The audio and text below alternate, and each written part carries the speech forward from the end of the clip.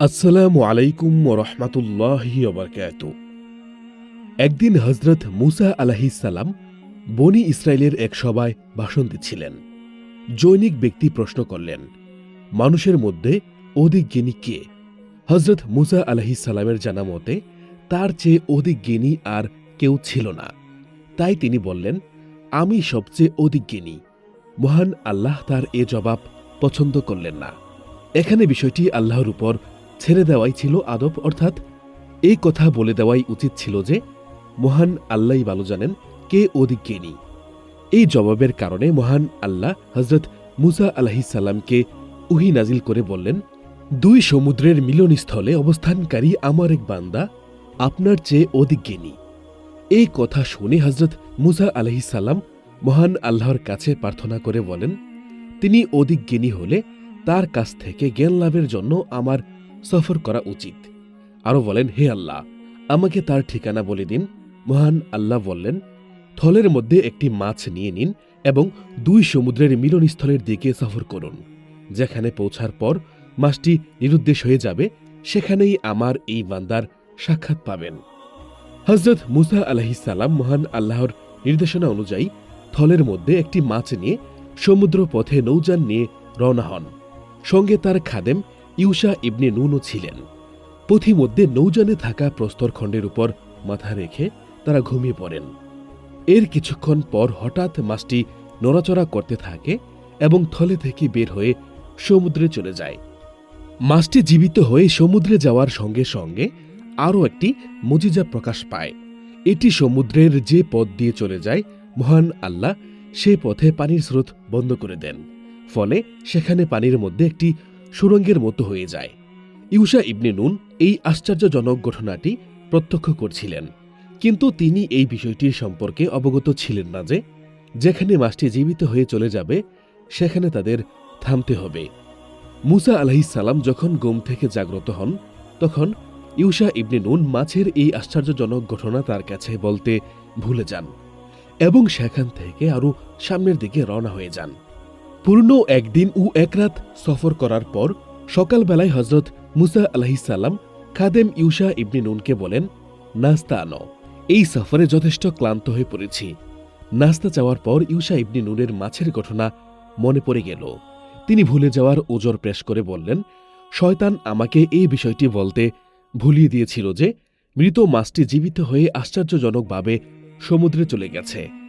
তখন হজরত মুসা আলাহিসাল্লাম বলেন, মাছ চলে যাওয়ার সেই স্থানটি তো আমাদের গন্তব্যস্থলের নির্দেশক ছিল। অতঃপর সেই স্থানটি পাওয়ার জন্য দ্রুত পূর্বের পথ ধরে ফিরে চললেন। তারা কাঙ্ক্ষিত স্থানে পৌঁছে দেখলেন এক ব্যক্তি আপাদমস্তক চাদরে আবৃত হয়ে শুয়ে আছেন। হজরত মুসা আলাহিসাল্লাম তাকে সালাম প্রদান করে বললেন, আমি মুসা। সালামের জবাব দিয়ে হজরত খিজির আলাহিসাল্লাম জিজ্ঞাসা করলেন, আপনি কি বনি ইসরায়েলের মুসা?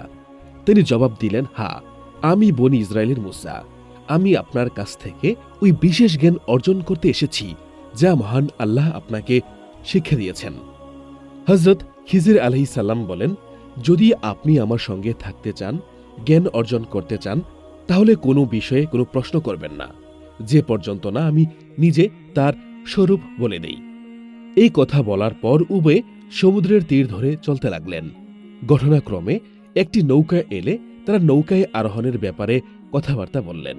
মাঝিরা হজরত খিজির আলাহিসাল্লামকে চিনে ফেলল এবং কোনো পারিশ্রমিক ছাড়াই তাদের নৌকায় তুলে নিল। নৌকায় চড়ি হজরত খিজির আলাহিসাল্লাম কুড়ালের সাহায্যে নৌকার একটি তক্তা তুলে ফেললেন। এতে হজরত মুসা আলাহিসাল্লাম স্থির থাকতে না পেরে বললেন, তারা কোনো পারিশ্রমিক ছাড়াই আমাদের নৌকায় তুলে নিয়েছেন, আর আপনি কিনা এর প্রতিদানে তাদের নৌকা ভেঙে দিলেন যাতে সবাই ডুবে যায়। এতে আপনি অতি মন্দ কাজ করলেন। খিজির আলাইসাল্লাম বললেন, আমি পূর্বেই বলেছিলাম আপনি আমার সঙ্গে ধৈর্য ধরে থাকতে পারবেন না। তখন হজরত মুসা আলাইসাল্লাম ওজর পেশ করে বললেন, আমি ওয়াদার কথা বলে গিয়েছিলাম, আমার প্রতি রুষ্ট হবেন না। অতঃপর তারা নৌকা থেকে নেমে সমুদ্রের তীর ধরে চলতে লাগলেন। হজরত খিজির আলাইসাল্লাম একটি বালককে অন্যান্য বালকের সঙ্গে খেলতে দেখলেন। তখন তিনি নিজ হাতে বালকটির মাথা তার দেহ থেকে বিচ্ছিন্ন করে দিলেন। বালকটি মারা গেল। হজরত মুসা আলাইসাল্লাম বললেন, আপনি একটি নিষ্পাপ প্রাণকে বিনা অপরাধে হত্যা করেছেন। এই যে বিরাট গুনাহের কাজ করলেন।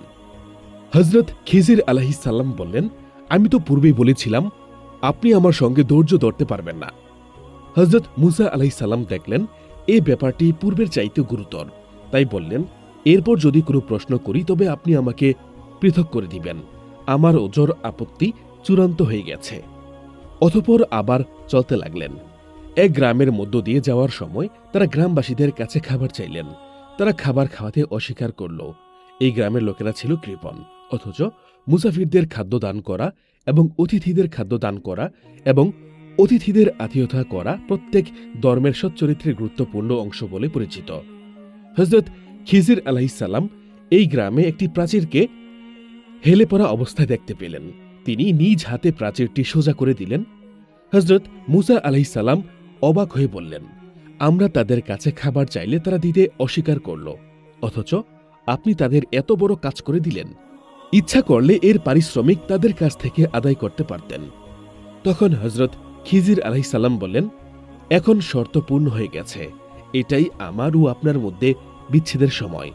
অতঃপর হযরত খিজির আলাইহিসসালাম উপরোক্ত তিনটি ঘটনার স্বরূপ মুসা আলাইহিসসালামের কাছে বর্ণনা করেন, যেগুলো দেখে তিনি ধৈর্য ধরতে পারেনি। হযরত খিজির আলাইহিসসালাম বলেন, নৌকাটির ব্যাপারে আপনি যা জানতেন না তা হল, সেই নৌকাটি ছিল কয়েকজন দরিদ্র ব্যক্তির। তারা সমুদ্রে জীবিকার অন্বেষণ করত। আমি ইচ্ছা করলাম যে সেটিকে ত্রুটিযুক্ত করে দেই, কারণ তাদের অপরদিকে ছিল এক বাদশা। সে বল প্রয়োগ করে নৌকাটি ছিনিয়ে নিত। ফলে এই দরিদ্র লোকেরা জীবিকা অর্জনের একমাত্র মাধ্যম নৌকা হারিয়ে কষ্টে নিপতিত হতো।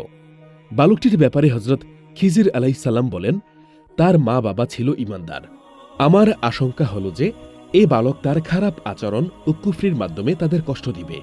তাই আমি চাইলাম তাদের রব সেই বালকের বদলে তাদের যেন এমন একটি সন্তান দান করুক, যে চরিত্রের দিক দিয়েও তার চেয়ে ভালো হবে এবং যার কাছ থেকে সদয় আচরণও বেশি আশা করা যাবে। প্রাচীরটির ব্যাপারে হযরত খিজির আলাইহিসসালাম বলেন, সেটি ছিল ওই শহরের দুজন পিতৃহীন বালকের। প্রাচীরের নিচে ছিল তাদের গুপ্তধন এবং তাদের পিতা ছিল সৎকর্মপরায়ণ। তাই আপনার পালনকর্তা ইচ্ছা করলেন যে তারা যৌবনে পদার্পণ করুক এবং নিজেদের গুপ্তধন উদ্ধার করুক, আর আমি নিজে মতো অনুযায়ী এসব কাজ করিনি। আপনি যেসব বিষয়ে ধৈর্য ধারণ করতে অক্ষম হয়েছিলেন, এই হল সেই সবের ব্যাখ্যা।